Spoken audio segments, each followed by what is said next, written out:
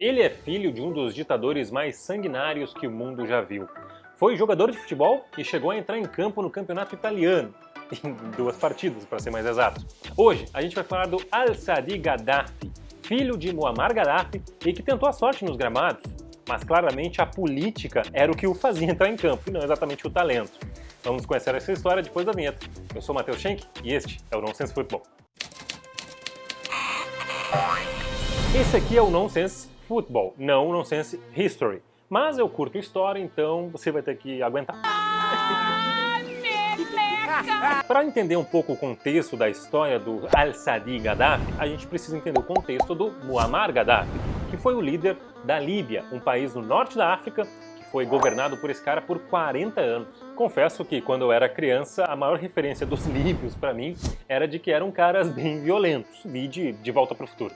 Quem você acha? Os líbios!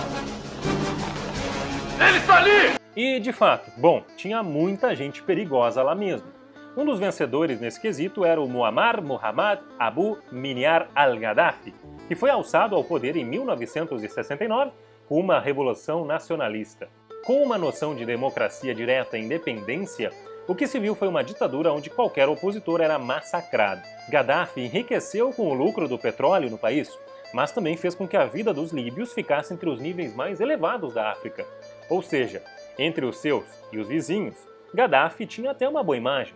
Apoiou financeiramente a criação da União Africana, mandando construir estradas e pontes, cuidando da infraestrutura dos países vizinhos. Parece um cara super de boa, né? Parceirão. Só parece. Gosto desse cara aí. Se não tivesse morrido, estaria aqui me ajudando, dando dicas. Essa parte corta, editor.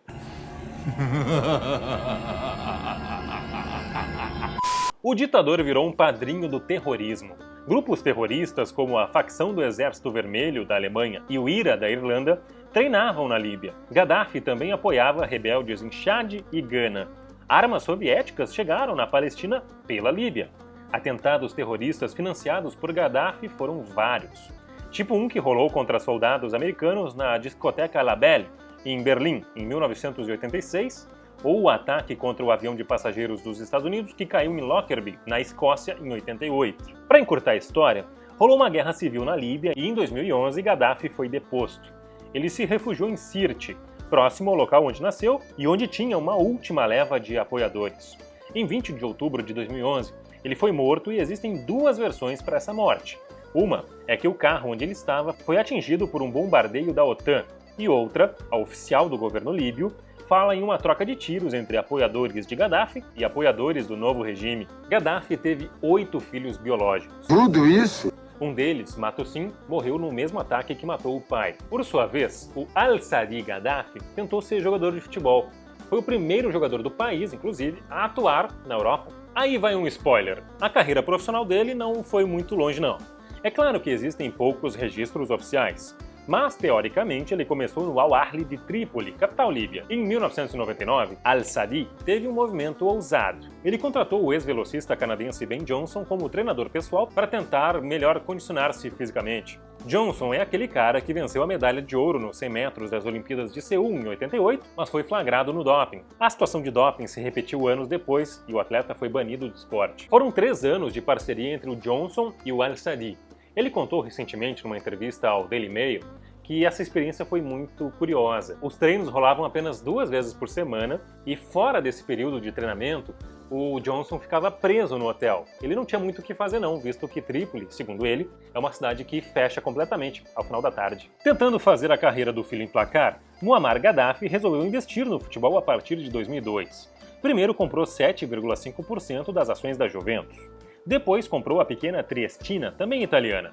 Tentou comprar a Lazio, não rolou e ele pagou para que o clube de Roma deixasse o Al-Ittihad, novo time de Al-Saadi, treinar no CT do clube por 10 dias. Aliás, quando chegou ao Al-Ittihad, também de Trípoli, Al-Saadi virou dono da equipe, literalmente. Além de atacante, ele se tornou proprietário do clube.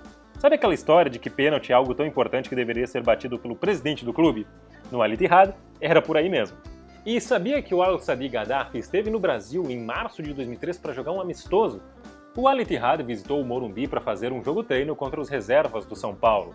Al-Saadi ganhou uma camisa personalizada das mãos do Careca, ídolo são paulino, e atuou no empate de 1-1. Então, o Muammar Gaddafi pensou, por que não unir os esforços do investimento dele no futebol italiano com a carreira do filho? Assim, já perto dos 30 anos, conseguiu que o Al-Saadi fosse jogar no Perugia, da Série A do Calcio. Foi no meio de 2003. Ele chegava de limusine nos treinos, ficava sempre cercado de seguranças, e o presidente do Perugia chegou a dizer que o cara não ia se importar de ser reserva.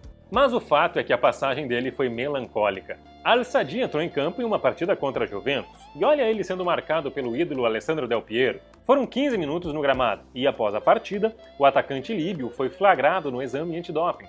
Acabou suspenso por 3 meses, o time caiu e ele foi embora. Em 2005 e 2006, mais uma tentativa. E só mais 10 minutos em campo com a camisa da Udinese no último jogo da temporada contra o Cagliari. A última aventura dele nos gramados italianos foi na Sampdoria, mas lá o líbio jamais jogou. Na seleção nacional da Líbia, não precisamos dizer que o sobrenome do Al-Saadi gerou muitas portas abertas para ele. Não. Que brilhante dedução.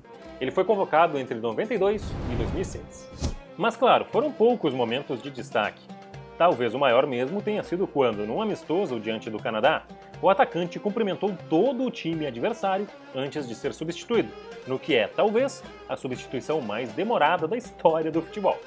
Pela equipe nacional, o jogador era capitão, porém cansou de derrubar técnicos. Um deles foi Carlos Bijardo, argentino auxiliar de Maradona no Mundial de 2010. Uma história curiosa é que, certa vez, a Líbia teve um técnico italiano chamado Franco Scoglio. Esse cara resolveu não chamar o Al-Saadi para 2 jogos da seleção nacional. Ficou meio estranho, né? Na partida seguinte, graças à pressão, o Scoglio convocou o Al-Saadi, mas o deixou no banco. Pronto, né? O cara foi demitido.